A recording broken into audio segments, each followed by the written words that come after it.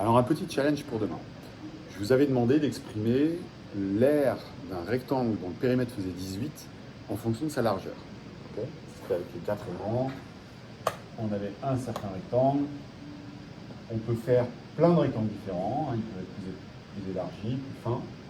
Le périmètre fait toujours 18, c'est la longueur de ma ficelle.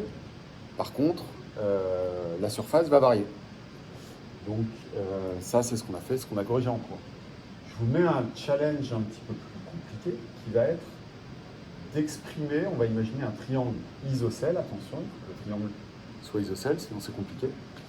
Donc j'ai un triangle isocèle dont la base fait B et dont le périmètre, c'est toujours la même ficelle, hein, ma ficelle elle fait toujours 18. Donc mon périmètre c'est 18.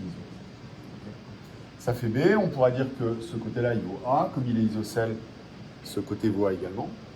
Et il va s'agir de m'exprimer la surface en fonction de petit b. Okay. Alors je vous guide un petit peu là-dessus.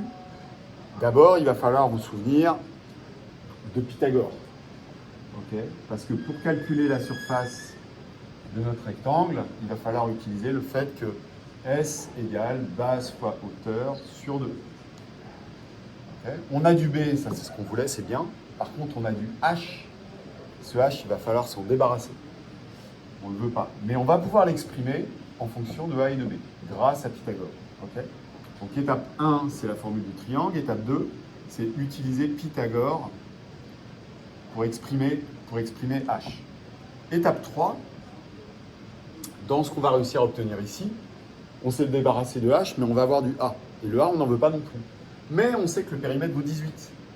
Donc, comme le périmètre vaut 18 et que le périmètre d'un triangle isocèle, c'est 2 fois A plus B, vous allez pouvoir, au final, faire disparaître finalement, d'abord écrire A en fonction de B et de 18, ça c'est facile, puis d'exprimer enfin S de H en fonction, alors ça va être une grosse, il va y avoir des racines carrées, des choses comme ça, quelques fractions.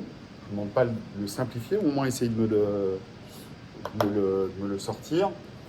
De l'expression de la surface de ce triangle en fonction de sa hauteur, sachant que son périmètre est toujours 18.